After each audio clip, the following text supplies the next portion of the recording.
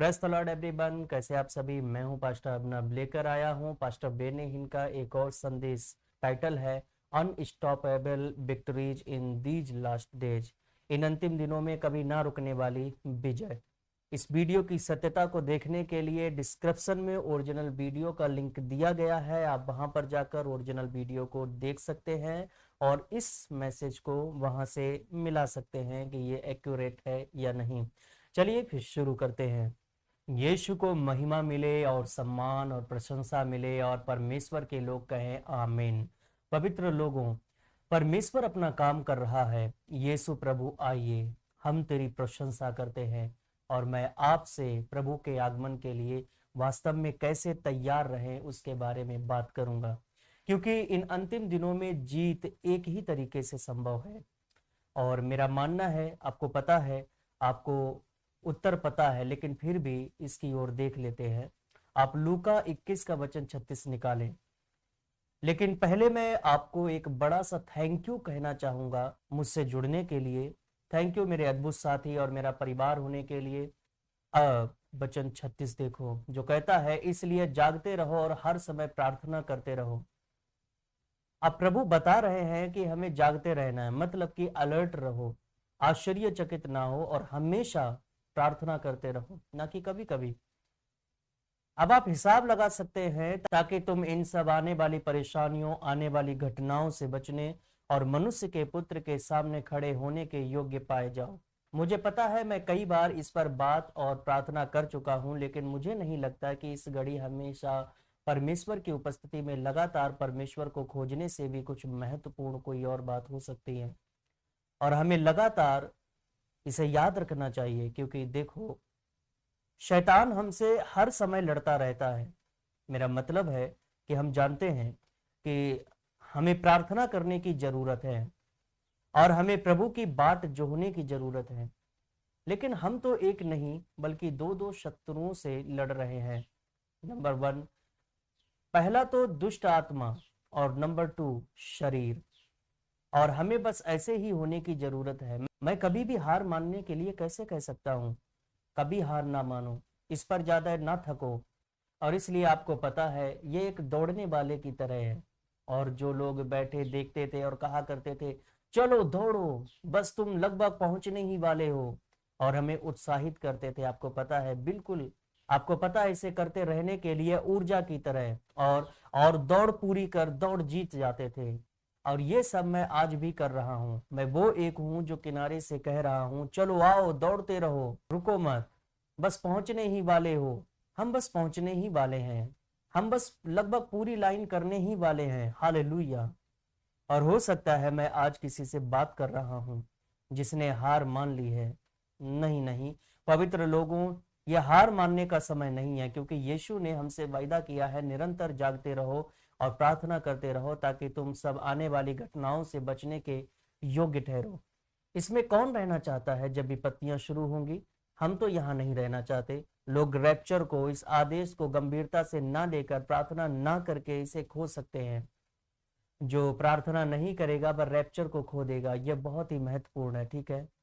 इसी कारण से मैं आपको बता रहा हूं, मैं नहीं चाहता कि आप रैप्चर को खो दो। पता है, याकूब 4:2 में, तुम्हें इसलिए नहीं मिलता क्योंकि तुम मांगते नहीं।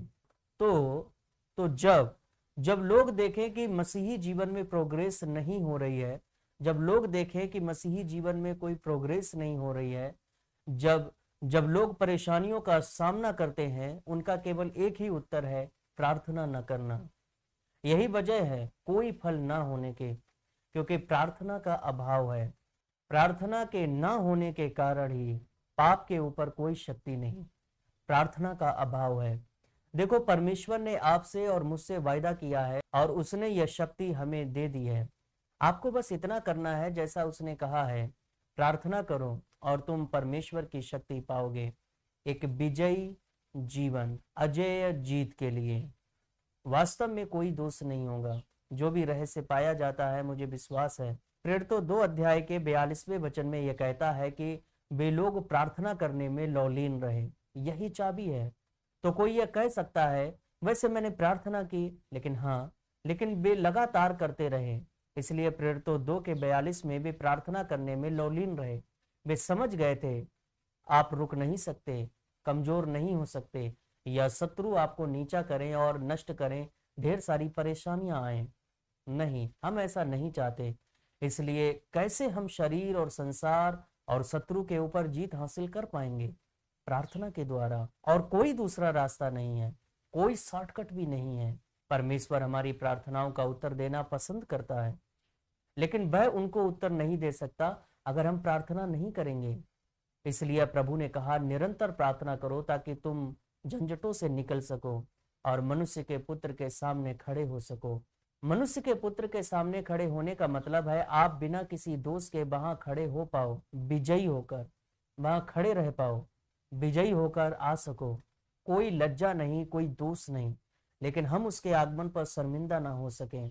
पहले उसने कहा, हे प्यारे यीशु, कृपया अपने लोगों से अभी इसके बारे में जो महत्वपूर्ण है प्रभु बातें कर। ये सब हमारे लिए है, मुझे भी इसकी जरूरत है, मुझे भी इसकी जरूरत है। मुझे खुद को भी वैसा ही आदेश देना है जैसा मैं आपको देता हूँ। मैं बस आपके साथ ईमानदार होना चाहता हूँ। मुझे भी कोई चाहिए जो मुझसे कहे, प्रार्थना करते रहो बेन्नी, प्रार्थना करते रहो, रुको नहीं, क्योंकि शरीर हमसे लड़ता है, दुष्ट आत्मा हमसे लड़ती है, और कभी कभी वह हमें नीचा दिखाने के लिए हमारे परिवार को इस्तेमाल करती हैं, या हमें नीचा दिखाने के लिए हमारे मित्रों या लोगों का इस्तेमाल करती हैं। हम सोचते हैं मसीही भी हमें नीचा दिखाते हैं। ओके, परमेश्वर को प्रार्थनाओं का उत्तर देना पसंद है, पर हमें प्रार्थना भी करनी होगी। और यिर्मयाह 33:3 में, मुझसे प्रार्थना कर और मैं तेरी सुनकर तुझे बड़ी बड़ी और कठिन बातें बताऊंगा। मैं हर समय यह प्रार्थना नहीं करता रहता हूं कि मुझे जो चीजें नहीं पता है मुझे दिखाओ। मैं आपको बता रहा हूं, जब मैं परमेश्वर की उपस्थिति में जाता हूं, आपको पता है मुझे पढ़ना पसंद है। मैं प्रत्येक दिन में 10 से 15 अध्याय पढ़ता हूं, और जब मैं वचन पढ़ता होता हूं तो मुझे हर रोज लगभग 1 घंटा लग जाता है। और फिर मैं भजन संहिता पर जाता हूं, और फिर जब मैं अपना आराधना संगीत लगा लेता हूं, और तब मैं प्रार्थना करता हूं। और अक्सर जब मैं भजन संहिता से लेकर प्रार्थना करता हूं तो कई बार ऐसा होता है कि मुझे और प्रार्थना की आवश्यकता महसूस होती है, क्योंकि भजन संहिता प्रभु की प्रार्थनाएं हैं। और जब हम प्रभु की प्रार्थनाओं में से प्रार्थना करते हैं तो हम प्रभु की प्रार्थनाओं में सम्मिलित होते हैं, हम उसमें भागीदार होते हैं, आपको पता है। और कभी कभी मेरे साथ घटित होता है, जैसे भजन संहिता का एक वचन है, जब तक मैं जीवित रहूंगा मैं दुहाई देता रहूंगा। आपको पता है मेरी दुहाई परमेश्वर उसका इस्तेमाल करता है। और आप शांति के बारे में बात करते हो, इसकी व्याख्या का कोई तरीका नहीं। आप आनंद और विजय की बात करते हो, इसकी व्याख्या का कोई तरीका नहीं। और परमेश्वर मुझे चीजों को दिखाना शुरू कर देता है। मुझे नहीं पता था कि यह बाइबल में दिया गया है कि मुझसे प्रार्थना कर और मैं तेरी सुनकर तुझे बड़ी बड़ी और कठिन बातें बताऊंगा। पर जब हम बाइबल को रोजाना परमेश्वर की उपस्थिति के बिना पढ़ते हैं तो हमारे मन जुड़ नहीं सकते। और अगर हमारी आत्मा खाली है, क्योंकि तरीका इसी से शुरू होता है, आप मानसिक रूप से भी अगर जुड़े हैं और फिर आप जानकारी को पढ़ना शुरू करोगे, और वह जानकारी अब प्रकाशन बन जाएगी। जैसे ही आप उस पर ध्यान लगाते हो जो भी हमने पढ़ा है, और फिर हृदय जिंदा हो जाता है। और आपको पता है, क्योंकि प्रकाशन से पहले ध्यान महत्वपूर्ण होता है। यह उस गाय की तरह है जो जुगाली करती है, आपको पता है। अगर वापस जाएं और जो पढ़ा है उसका पूर्वाभ्यास करें, और जैसे ही आप चबाना शुरू कर दोगे, फिर वचन का पोषण आपकी आत्मिक व्यक्तित्व में जाता है। अगली चीज आपको मिलेगी वो है जिंदगी। वाह, आप जीवित होगे और फिर उसमें शांति से रहोगे। और फिर जब मैं भजन संहिता में जाता हूं तो यह एक नई किताब जैसी है। और मैंने भजन संहिता पढ़ी, मैं हर दिन हर रोज भजन संहिता पढ़ता हूं। वैसे मैं बाइबल के प्रत्येक पुस्तक को पढ़ता हूं और उत्पत्ति से लेकर प्रकाशित वाक्य तक जाता हूं, लेकिन फिर भी भजन संहिता को मैं हर रोज पढ़ता हूं, क्योंकि यह मुझे प्रभु से प्रार्थनाओं में जुड़ने में मदद करती है। क्योंकि भजन संहिता बहुत प्रार्थना और गहराई से भरी है, आपको पता है। बिल्कुल, मैं अपने जीवन की जरूरतों के लिए भी प्रार्थना करता हूँ और करता रहता हूँ, लेकिन भजन संहिता में प्रार्थना के बारे में कुछ अलग है। कृपया इसे करके देखें, आपको एक आशीष मिलेगी। लेकिन आप इसे तब तक नहीं कर सकते जब तक परमेश्वर वास्तव में आपके दिल को जीवन के लिए, आपके हृदय को अपने वचन द्वारा नरम न बना दे। लेकिन आप इसे तब तक नहीं कर सकते जब तक परमेश्वर वास्तव में आपके दिल को जीवन देने के लिए आपके हृदय को अपने वचन द्वारा नरम ना बना दे। यह वचन वैसा ही है जैसा मैंने आपको हाल ही में बताया था। इसलिए जब आप यिर्मयाह 33 पढ़ते हो, यह कहता है, मैं तुम्हें गहरी और बड़ी बड़ी बातें बताऊंगा। ये सच में होगा भी, जैसा मैंने आपको बताया। इससे पहले कि आप जब भी प्रार्थना करेंगे, परमेश्वर की उपस्थिति आपके हृदय पर छा जाएगी। और फिर भजन संहिता 50 वचन 15, संकट के दिन मुझे पुकार, मैं तुझे छुड़ाऊंगा और तू मेरी महिमा करने पाएगा। गहराई के साथ मुझे पुकार। अगर कोई ये कहे वैसे मैं भी प्रार्थना करने में व्यस्त रहता हूं, तो वो क्या कह रहे हैं? इसका मतलब वे भी शक्ति पाने और विजयी होने में व्यस्त हैं। क्योंकि आपको पता है, कभी कभी लोग जीवन में बहुत सारी एक्टिविटीज करते रहते हैं, लेकिन कोई परिणाम नहीं निकलता, क्योंकि वे बस प्रार्थना नहीं करते। गतिविधियों का मतलब है कुछ नहीं, इसके पीछे कोई प्रार्थना नहीं। मैं फिर से कहता हूं, एक्टिविटी का कोई मतलब नहीं अगर इसके पीछे प्रार्थना नहीं। तो लोग काम कर सकते हैं, आपको पता है, जमीन आसमान एक करने में लगे रहते हैं जो वे चाहते हैं, लेकिन कोई फायदा नहीं अगर प्रार्थना नहीं। मुझे यह भी कहना चाहिए कि कभी कभी लोग बस काम पर काम करते रहते हैं, लेकिन कुछ भी नहीं मिलता, कोई परिणाम नहीं मिलता, और फिर मर जाने का मन करता है। लेकिन प्रार्थना जीवन को देती है। प्रार्थना गतिविधि के पीछे सामर्थी इंजन है। और दुष्ट आत्मा मशीन या गतिविधि से नहीं डरता, वह केवल परमेश्वर से डरता है। हालेलुया। वह केवल प्रभु से डरता है, क्योंकि मशीनरी बिना प्रार्थना के मशीनरी ही रहती है। बिना परमेश्वर की गतिविधि बिना प्रार्थना की गतिविधि होती है। और दुष्ट आत्मा इस प्रकार की गतिविधि से नहीं डरती, वह परमेश्वर से डरती है। और जब परमेश्वर आपकी गतिविधि में आता है तो आपके जीवन में शक्ति आ जाती है। तो अस्त्र शस्त्र, परमेश्वर के अस्त्र शस्त्र तब तक जवाब नहीं देंगे जब तक हम प्रार्थना न करें। और परमेश्वर के सारे संसाधन, स्वर्ग के सारे संसाधन हमारे आदेश पर हैं जब हम प्रार्थना करते हैं। इस पर जरा विचार करो। मैंने अभी कहा, जब हम प्रार्थना करते हैं तो स्वर्ग के सभी साधन हमारे आदेश पर हो जाते हैं, वे हमारे हो जाएंगे जो हमारे लिए रखे गए हैं। तो प्रार्थना ही वास्तविक चाबी है। उसी तरह की प्रार्थना जैसा मैंने आपको बताया है, यह तब होगा जब आप वचन पढ़ोगे और फिर परमेश्वर का वचन आपके हृदय में जीवन लेकर आएगा, और तब आप प्रार्थना करोगे। आपको पता है, इस प्रकार की ही प्रार्थना चाबी है जो दिव्य कृपा और दिव्य शक्ति, अटूट भंडार को व्यापक रूप से खोलता है। यह तुम्हें दिया जाएगा, ढूंढो और तुम पाओगे, और खटखटाओ तुम्हारे लिए दरवाजा खोला जाएगा। मत्ती अध्याय 7 यह कहता है। प्रभु ने मत्ती 7 में कहा है, इसलिए परमेश्वर अपने दिव्य खजानों के द्वार को खोलेगा केवल तब जब हम प्रार्थना करेंगे। प्रभु खजानों का, दिव्य खजानों का द्वार खोल देगा केवल तब जब हम, आप और मैं प्रार्थना करेंगे। तो केवल एक ही सीमा है जो सब कुछ बंद कर सकता है, वो है प्रार्थना विहीनता। प्रार्थना विहीनता वो चीज है जो सब कुछ की सीमा तय करती है। पर जब हम प्रार्थना करते हैं तो इसकी कोई सीमा नहीं। तो एक चीज सब कुछ को बंद कर सकती है जब लोग प्रार्थना नहीं करते, और एक चीज जो बड़े से बड़े दरवाजों को भी खोल सकते हैं जब लोग प्रार्थना करते हैं। वहां उस व्यक्ति के लिए कोई सीमा नहीं रह जाती है जो यह जानता है कि प्रार्थना कैसे करनी है। जब भी वह शक्ति में आएगा तो उसके लिए कोई सीमा नहीं रहेगी कि परमेश्वर क्या कर सकता है और क्या नहीं।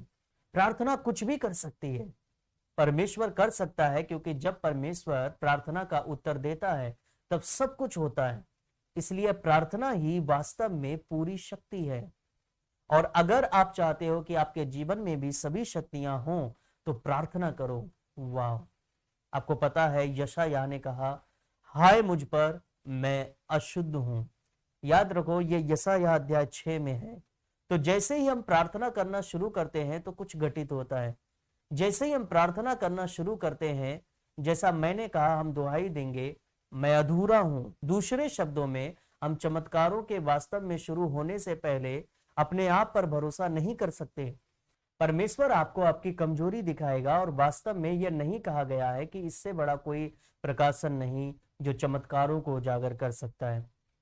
तब जब हम देखेंगे कि हम कितने कमजोर हैं और परमेश्वर कितना सामर्थी है और हम इसे नहीं कर सकते, तो वास्तव में प्रार्थना ही हमारे जीवन में शक्ति को लाती है। जब इस तरह से मैं और आप कहेंगे, हाय मुझ पर, मैं एक अशुद्ध होठों वाला मनुष्य हूं, क्योंकि परमेश्वर आप पर अपनी शक्ति उतारने से पहले आप पर प्रकट करता है, और जब परमेश्वर आप पर प्रकट करता है तब आप पश्चाताप करोगे। आप उसकी उपस्थिति में अपने को और अपने हृदय को तोड़ोगे, वह घृणा नहीं करेगा, और फिर शक्ति एक सामर्थी नदी की तरह बहना शुरू हो जाएगी।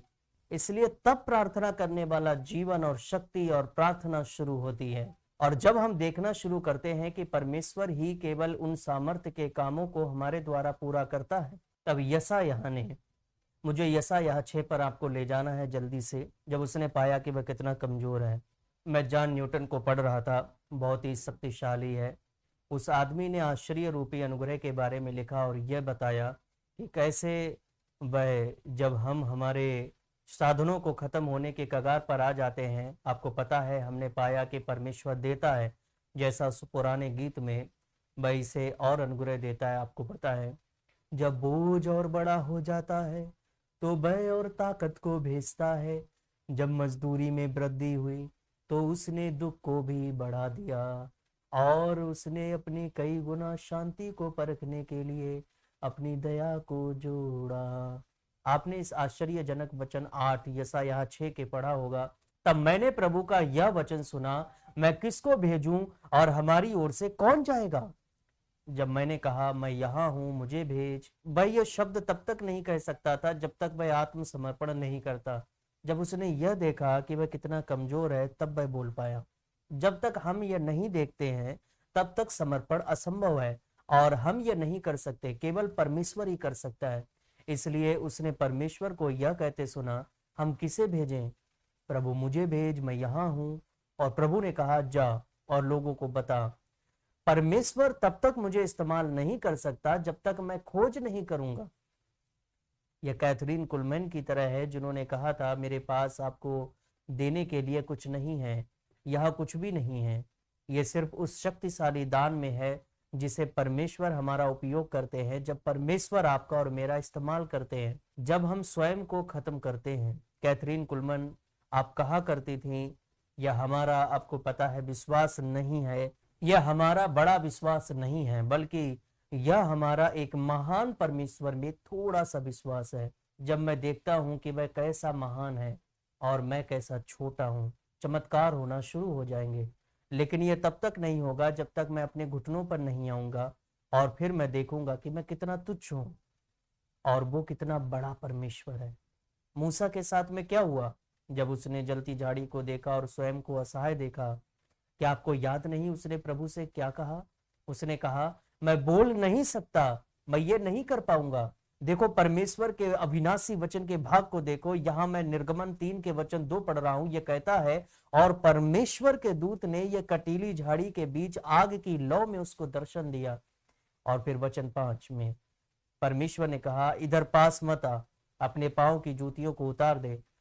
फिर वचन 6 में परमेश्वर स्वयं का परिचय कराता है, और वह डरते हुए परमेश्वर की ओर देखता है। और वचन 6 में कहता है, फिर वचन 10 में, देखो पहले क्षण में वह भूमि पर गिर पड़ा, और दूसरे क्षण में उसने आराधना की। वह बस डरा हुआ था। और फिर वचन 10 में, मैं इसे पसंद करता हूं, यह कहता है, इसलिए मैं तुझे फिरौन के पास भेजता हूं कि तू मेरी इजरायली प्रजा को निकाल लाए। और मूसा ने कहा, मैं कौन हूं जो फिरौन के पास जाऊं और तेरे लोगों को निकाल लाऊं? उसने खुद को कुछ नहीं देखा, आपको पता है। इसलिए परमेश्वर अपने आप को प्रकट करता है। और मूसा, पहली चीज आपको पता है, उसने कहा, मैं कौन हूं? वचन 11 में, मैं इसे नहीं कर सकता। दाऊद ने प्रभु से कहा, मैं आज इसे पढ़ रहा था, उसने प्रभु से कहा, उसने कहा, मैं कौन हूं और मेरा घराना क्या है? जो कि परमेश्वर उसे इस्तेमाल करना चाहता है। हर समय एक क्रूसिड में, मेरा विश्वास करो, मैं आपको सुसमाचार सुनाता रहा हूं सच में मैं उस मंच पर बैठकर हजारों की भीड़ देखता हूँ और मैं हमेशा कहता हूँ मैं कौन हूँ और मेरे पिता का घराना क्या है, क्योंकि हम कभी नहीं भुला सकते जहां से हम आए हैं। क्योंकि जब तक आप अपने को छोटा नहीं देखोगे तब तक आप उसके बड़ेपन को नहीं देखोगे। शैमुअल ने साउल से कहा, जब तुम अपनी दृष्टि में छोटे थे तब परमेश्वर ने तुम्हें चुना। जब तुम अपनी दृष्टि में छोटे थे तब परमेश्वर ने तुम्हें चुना। और मुझे लगता है कि परमेश्वर कभी कभी किसी को इसलिए त्यागता है ताकि वह अपने को छोटा समझे और घुटनों पर आकर छोटे बनकर प्रार्थना करे, छोटे होकर प्रभु को खोजते रहे। यह पास्टर बेन्नी हिन का संदेश है। उम्मीद करता हूं आपको ये संदेश पसंद आया होगा। डिस्क्रिप्शन में लिंक दिया गया है, आप वहां पर जाकर वीडियो को चेक कर सकते हैं। प्रभु की आशीष आपके साथ हो। चैनल को सब्सक्राइब करें और जो हमें सपोर्ट करना चाहते हैं वो हमें अपना कीमती बीज भी बो सकते हैं, इस मिनिस्ट्री के लिए बो सकते हैं और आपके लिए प्रार्थना की जाएगी। प्रभु आपके साथ हो। God bless all of you.